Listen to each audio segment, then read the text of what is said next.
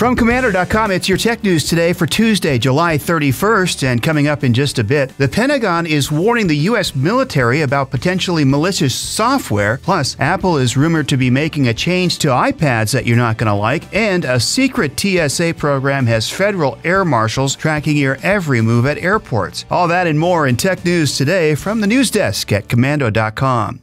We start with a pretty scary report about the military. Do you remember the U.S. government warning consumers to stay away from buying smartphones from companies including Huawei and ZTE? They also banned the military from using those companies' devices, and that's because they are based in China, and our intelligence agencies said they could pose national security risks. Well, the security risks don't stop with gadgets. Now, the Pentagon has come out with a do-not-buy list of software suppliers. The military is being warned not to install software from these companies because they're believed to have been compromised by Russian or Chinese state-sponsored hackers. Pentagon officials say the legitimate-looking software devices might actually be fronts for enemy hacking groups. They haven't made the do-not-buy list public yet, but they are circulating the details through the armed forces. Also, contractors who work with the U.S. military to provide technology-related services are being briefed about the suspicious companies. We have more tech news just ahead. Right now, a quick thank you to our amazing partners at Udemy.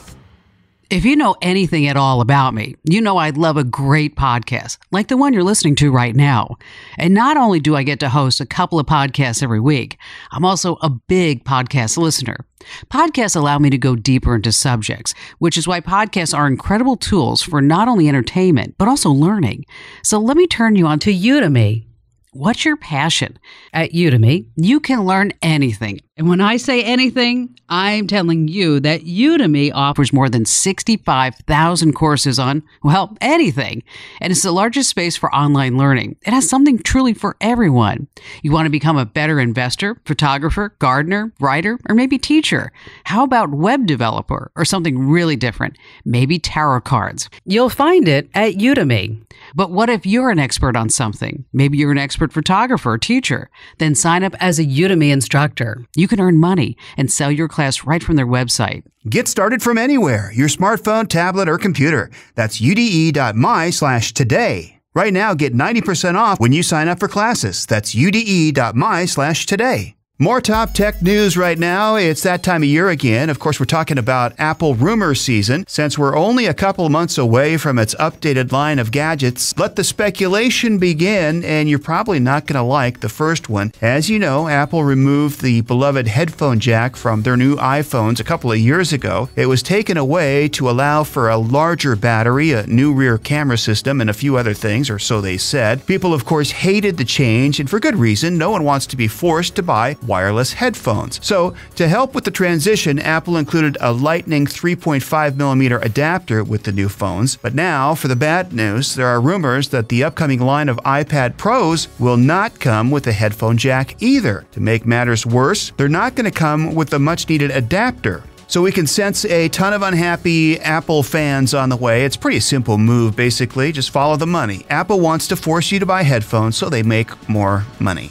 Hey, have you ever felt like you're being spied on when you're traveling through an airport? Turns out you probably are. A new report by the Boston Globe exposes a secret TSA tracking program called Quiet Skies. The program tasks federal air marshals to follow ordinary U.S. citizens and collect information about their movement and behavior while traveling. Even citizens who are not suspected of a crime and not on a terrorist watch list are being tracked. The TSA says Quiet Skies is necessary to help prevent threats to commercial aircraft posed by unknown or partially known terrorists, but not everyone is happy about it. Some air marshals told the Globe that they're wasting time shadowing travelers who appear to pose no real threat, and it's keeping them from doing more important work, and the spying doesn't stop in the airport. Small teams of armed, undercover air marshals are watching passengers' every move while on the plane. They're looking for passengers who fidget, use a computer, have a jump in their Adam's apple, or a cold, penetrating stare, among other behaviors. If they notice anyone with strange behaviors, it gets reported back to the TSA, which could lead to further surveillance. Are you one of the millions of Americans who have already cut the cable? If so, you've probably already given Amazon's Prime Video a test drive, and if not, you might want to think about giving it a try. It's because the head of Amazon Studios just hinted at a major upgrade for its video app is in the works, and there are plenty of changes fans would like to see. Other streaming services like Hulu and Netflix offer personalized recommendations about what shows to watch next, and it would be nice if Amazon would add that feature to its service. Another thing that's currently nowhere to be found in Amazon is the ability to separate profiles between parents and their kids, which would allow adult content to be hidden from children. Those are just a couple of other items that might be on the way. There is no word on when we can expect these changes. All right, so there's a pretty good chance that you have a Gmail account. It's a relatively safe assumption since over 1 billion people in the world do. As prominent as Gmail is, it is surprisingly lacking some very basic features that can be found on most every other email provider. But that might be about to change. Researchers at Android recently discovered a few lines of code in the latest Gmail app that suggests a much-needed addition will be part of the future update, and we're talking about an email scheduling feature that lets you send emails at a later time and has thus far been absent from Gmail. Anyone using Gmail wanting to schedule an email needed to use a script or download a separate app or extension. This will be a welcome addition to Gmail. The bad news is there's no word on when it will actually roll out and be available for everybody to use.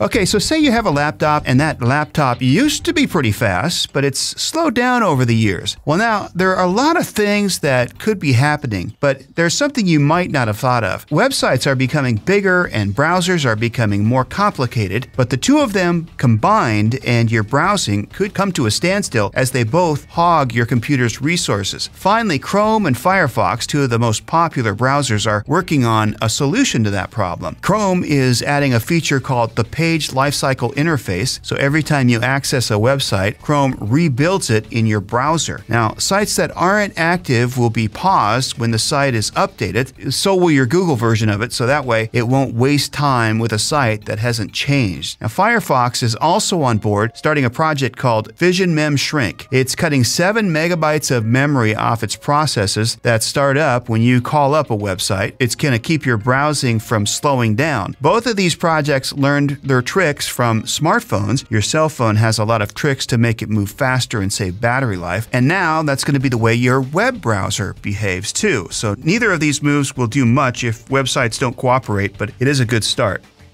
It's back to the future for electronics, back to newspaper printing, in fact. Right now, smartphones, tablets, and other electronics rely on a circuit board made with stencils and a spray version of liquid metal that allows them to be made very quickly. But the process can sometimes leave rough textures that can be less efficient, can cause overheating, and can drain your battery. Now, researchers are looking at old-fashioned printing to do the job. Circuits would be rolled onto plastic, just like the ink is rolled onto newsprint. It's more precise and more efficient and quicker. The result is less rough printing, less overheating, and more speed on your phone or tablet. This also might allow smaller and smaller circuits to be made. It also turns out that this is a cost-efficient way to make circuits, so we all win in the long run. The researchers say the process might open up new possibilities, such as structures embedded in touchscreens that will generate 3D images. It's just in the experimental stage right now, but if this process gets to investors, we'll see the benefit of the new process before you know it.